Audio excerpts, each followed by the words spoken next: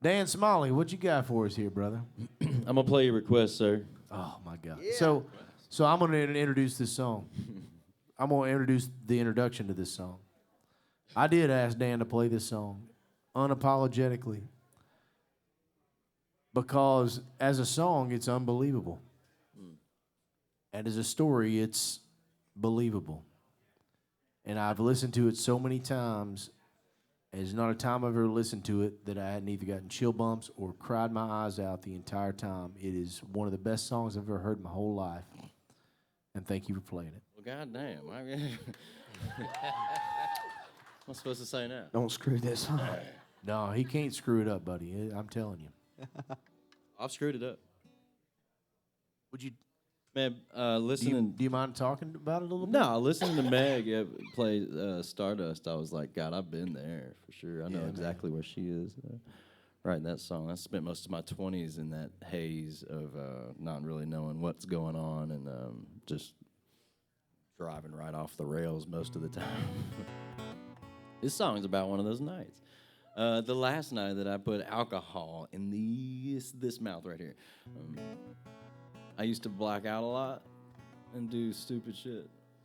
And this particular night was me celebrating my birthday. We started out, where did we start out, Boo? Like a pizza joint? I started out at a pizza joint for my birthday. We were celebrating with my mom and our two kids, our brand new baby girl and our 3-year-old son. I want to say I had a shot with pizza, didn't I? What a dad move. Wow. So I started out there, and then I had beer, of course, for dinner. And then I went and played the show that I was supposed to play that night. And then I woke up in the hospital. And I was like, wait a minute, what happened? I lost a lot of time there. And apparently I blacked out and couldn't get in my home. So I just kicked the door down. And I was like, well, that sounds familiar. Actually, I've done that before. So that part wasn't a surprise. The surprise was the fact that it wasn't my home.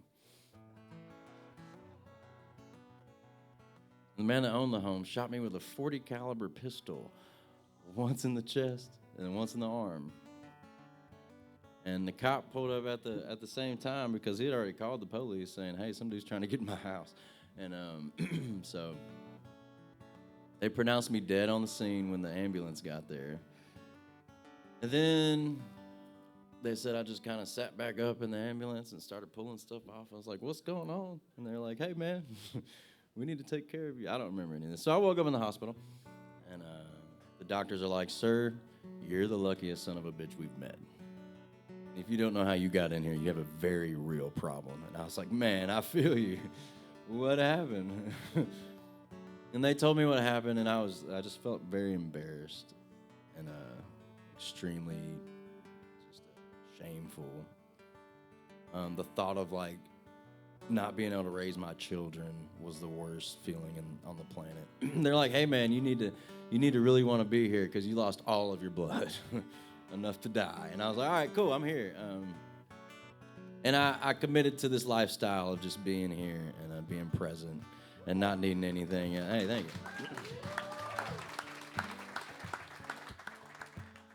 And then a few years later, I started coming up, I guess a year after that or 2 years after that. I got my head out of my ass enough for my wife to trust me enough to start coming up here because I was coming every other week and investing a lot of time and money in this place. And I finally got her up here on our anniversary, 4/20 of 2017. Is that when the year you came here? Yeah. And she fell in love with Nashville the same way I did. She saw how people just kind of welcomed me in, and there was a bunch of other talented people in town doing the exact same thing I was trying to do, except this is where you do it from, and she saw that, and she got it. So we packed all our stuff and sold all our furniture and moved here in 2017. And I still didn't write this song. You know, it is a touchy subject, like how you write about something like that. But I had the idea to write about it in third person for a very long time. And then when COVID came around, I was like, what a better time to really study and just sit down with this and invest hours of my life. So I did. And then I asked Terry Joe Box to help me finish it when I ran into the brick wall. That is songwriting sometimes. And just tells a story about what happened, basically. It's called Mr. Jerry's Ghost. It's going to come out next year, the top of the year. I'm excited about it. Is.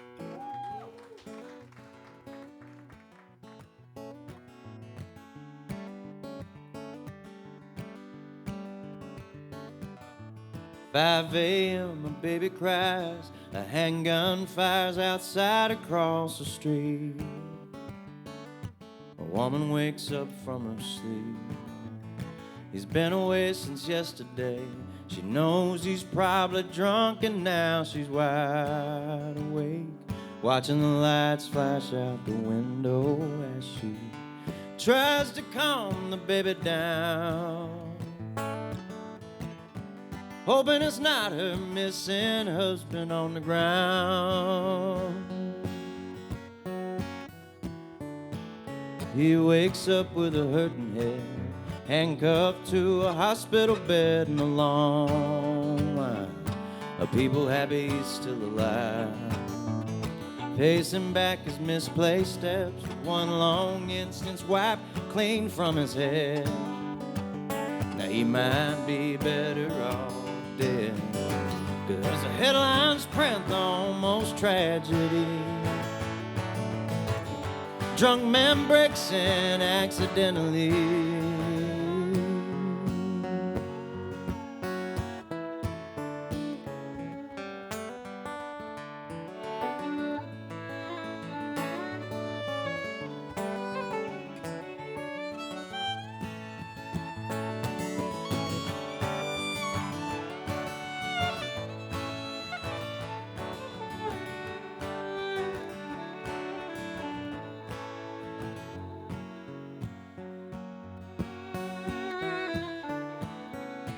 Jerry Wyatt was 68, gun club NRA stamped on his license plate.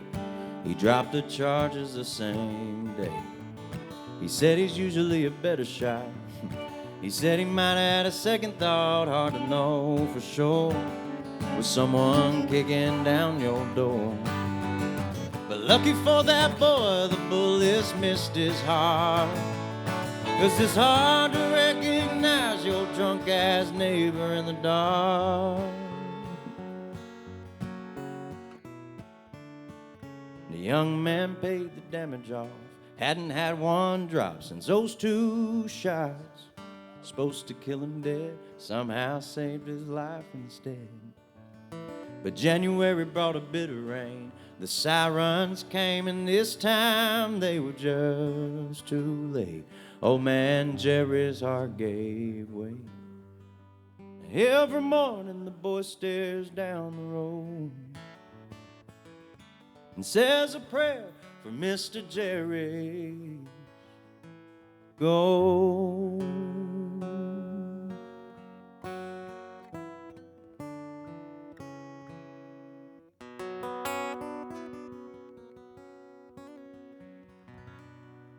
Jerry's Ghost, Mr. Jerry's Ghost. Thank you so much. Thanks for the intro, Dave. I appreciate you, brother.